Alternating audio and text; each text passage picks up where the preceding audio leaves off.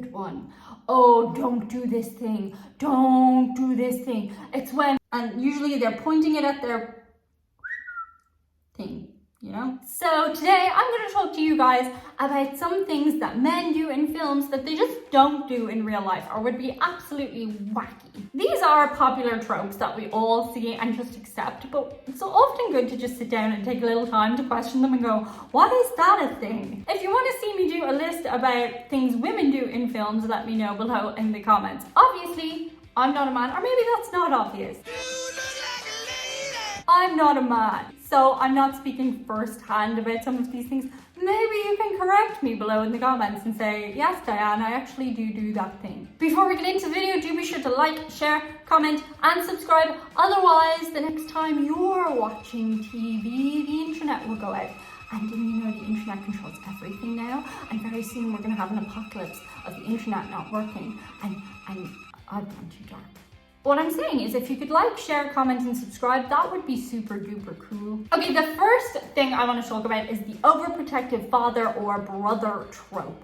A lot of times in movies and TV shows, you see men being super protective of their daughters. And at times this goes into toxicity. You're 18, you don't know what you want. And you won't know what you want till you're 45. And I know that's a word people just throw around these days, but actually, like, the things they're doing in the films are really damaging to the daughters. If you have a teenage daughter, you can't tell her that she isn't going to get to date until she leaves the house. That's how people discover what they like. It's part of growing up. You also get these brothers who threaten any guy who comes into their household that they're going to beat them up. Don't touch my sister! That's never acceptable, Chad. Don't beat people up randomly. The problem with this trope is that it might make some men feel like that's a normal thing to do, and it's just super not. The next thing that men do in films, especially when they get angry, is chop wood in jeans and no top. I didn't say we're not in favor of it. I said it doesn't happen. Okay, first of all, I get how you might be sweaty, but also that might be a safety factor, you know? Like, you should maybe wear a top when you're doing that. Additionally, jeans are not the most comfy thing to be chopping wood in. You should wear a loose fabric, you know? You get the belt digging into you. It's also concerning how many men have access to that wooden block and that one bit of wood and the axe. Even when they live in the city, somehow they happen to have like a cabin in the woods where they chop wood. It's just like a thing that happens. And I don't think that happens as much unless you are a woodcutter person or a DIY man, which is not the formal title, but yes. The next thing men do in films that they just don't do that much in real life, or maybe I will stand corrected, it's going to bars alone and quite assertively ordering a drink for either themselves or somebody they don't know in that bar. Looking for a beer. Another from my friend here. It's all around, and one from my friend here, too. And they'll just go in and they'll be like, get me a beer, and she'll have a vodka and soda. Excuse me, sir, I don't know you. Don't order a drink for me. I'm massively allergic to vodka as it happens.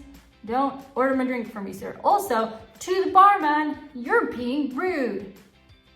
You know, just say in a nice voice. The next thing, oh, and this is a good one. Oh, don't do this thing. Don't do this thing. It's when women and men are in a fight in a movie, and when the woman is saying something usually worthwhile and important, the man will just come in and just kiss her and stop her talking. Don't do that. That will not be as well received as it is in a movie. With you, it's like dog years. I mean, it's like the president's. You're essentially saying that what she is saying has nothing of worth to hear. So yeah, don't do that. Not a good idea. The next thing is concerning dates. How men act regarding dates in movies. Oftentimes you'll find them going, hey, pick you up Friday, and I'll be like, sure. And that's it. There's no more details given about the day. I'm gonna need a lot more details than that, Chad.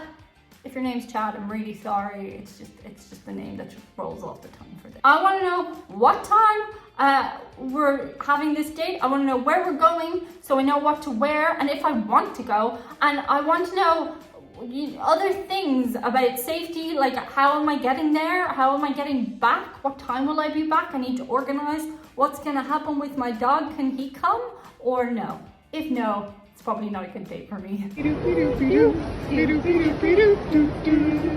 Also, the amount of times in TV shows and films, men propose as a first date with a stranger to be dinner. Don't make dinner your first. Dinner is a terrible first date. You have to ease in with drinks, you know? And that way you can decide if you actually want to spend that much time with the person or not. A drink is an easy thing you can just like get out of quite quickly if you find the conversation to be dead. Also, I find if ever somebody makes me, interesting, something to talk to my therapist about.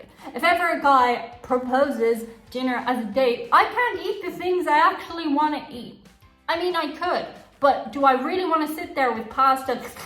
Or do I want to eat something that like I'm gonna eat? I can't eat chicken wings, can I? On a date? Not really. Actually though, a lot of guys just eat whatever they want. For the girl, maybe a certain type of girl like me, thinking about what you're gonna eat, you have to try and pick. Fries are a good choice, I find. They're nice, clean food, but it's just not a good first date, eating food on a date. It's just not good. If maybe the drinks turn into food, okay, but not as like, this is the plan for our first date. Also, more details. The next thing that happens in films that men do that should never happen in real life and doesn't happen in real life is propose and make it a big surprise. Okay, the proposal itself, the way you go about it could be a big surprise, but I don't think really the fact that you're both on the same page about wanting to get married should come as a huge shock. Generally speaking, that's something people talk about ahead of time. Like, are we at that chapter in our lives? Are we getting there? Is that something we would want? Also, I'm guessing if you don't know whether you're both on the same page about getting married, you don't know if she wants like a big proposal or a little quiet proposal. That's important too. 9 times out of 10, they often have a ring at the surprise proposal. And I'm gonna guarantee you, she would rather have some kind of say in the ring choice. It's a ring she's potentially going to have to wear on her hand every day for the rest of her life. She's going to want to have a little say-so in that. So, you know, just if in case anybody's watching this and they're planning on proposing, use a dummy ring and then say you'll pick out the ring together or something. That's good.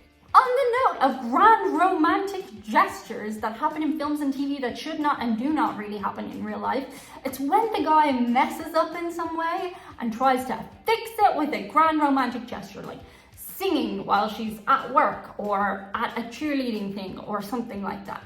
You're not resolving the issue. Whatever you're having issues with, it's not being resolved by you covering my car in roses. You slept with my sister, Michael. I don't know why Michael, it's just Michael now. We have to talk about this or we're just gonna have to decide to separate. Grand romantic gestures shouldn't be a part of an I'm sorry process. They should just be things that happen in the relationship. It's nice to have a grand romantic, if the girl likes that, because sometimes people don't like that, or guy. The next thing that men do in films, and to me this would be a big sign if you're not a good guy, they just dump their friends when the girl says boo. Additionally, when this happens in films and they're just called up or the girl says, oh, I want you to come here now, they just do it. And all their friends are like, yay, happy for you. I'd be like, dude, we organized bowling months ago. Do you know how hard it is to get adult people together at the same time? It's really difficult and you're gonna just drop us? Not cool, Michael, not cool. The next thing that happens in films and TV shows that men do not do in real life is get slapped by women and not react at all. I'm in love with you. Snap out of it! Men should not hit women and women should not hit men. But oftentimes, especially in older movies, the woman just slaps the guy across the face and he just keeps on going in his sentence. He doesn't even take a second. Now, I gotta be perfectly honest with you. If I were to slap a guy, he would feel it. I'm not saying I'm as strong as a guy or whatever. Like, there is definitely an non-equilateral amount of force there, but you'd feel it. Also, you should kind of go, did you just slap me? That's unacceptable. But that never happens in films. They just carry on because apparently a slap from a woman means nothing. The next thing that men do in films that they really shouldn't and don't do in real life is make bets about women past middle school. My bet? My bet? Am I a f***ing bet? Now, a lot of 90s and noughties films, oh, sorry, I know some people in America get confused when I say noughties films, it's 2000s films. I think noughties is a better term, you guys should get on board with that. But a lot of those films concern a bet being made around a woman, like can you get her, or can you make her do something. Honestly, even if that happened in high school, like 17 or 18 years of age, I think most guys would be like, dude, you're lame. That's lame. Don't do that. Certainly grown men doing it, no.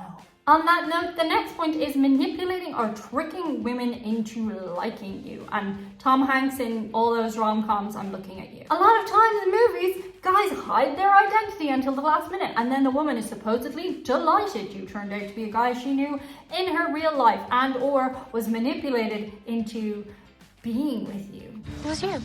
That's not cute or a good basis for any kind of relationship. Well, some kinds of relationships, you're just gonna have like a fling, maybe. But, you know, those rom-coms usually aren't ending up in a fling. They're ending up in, oh, they lived happily ever after. And manipulation is just not a good starting point for that. Don't do that. The next thing guys do in movies that they should not do in real life. And I do not know a lot about pew-pews, but it's when they get the pew-pew and they tuck it into their jeans. And usually they're pointing it at their thing, you know? I don't know much about guns, but I kind of feel like I know you shouldn't do that. That's not safely a great idea. The next thing that guys always do in films, and it's a comic trope, is cut themselves when they're shaving. And I know from shaving my legs, yes, I am a woman and I shave my legs. I don't cut myself that much, and I don't shave my legs as often as men shave their face. You've got to be highly skilled at that by the time you're a grown man shaving your face, right? I would imagine now and again it happens, but in movies, like, they end up with like a bajillion little things all over their face. That's not normal. And finally, a thing that men do in films that they should not and do not do in real life is throw rocks at your window. Okay, they're throwing pebbles or little stones, but either way, I live in a rented property. A lot of times in these movies, they're living in their parents' house. Don't do that. You might break my freaking window. Yes, you would assume a lot of people have double glazing, but not necessarily, you know? You don't know that for a fact. Just send me a text. Or if it's an older film, I don't know, just don't do that. Anyway, this was a bit random and a bit fun. I hope you had fun. Shout out today to a couple of very special people. Today's shout out goes to the Karmic Goals crew over on Patreon. I hope these guys know how much they mean to me in a lot of respects. They're always there with uplifting comments, great ideas for the channel, and just generally keep me in a really good mood when I'm feeling a little bit down. I go and check out what they have to say in the community, and it's always a good time. So thank you to each and every one of you. You mean so much to me and Chewie and the channel. Thank you so much, guys. That's it for today. See you on the other side. Bye. The next thing is concerning dates that American... Wrong video. Camera rolling, sound rolling. Sorry. I think you're used to it by now. So today I'm going to talk to you guys about... Oh, that was very high pitched. So today... No, that was too loud. And they'll just go in and they'll be like, 2 martini. And they'll just go in and they'll be like, 2. And they'll...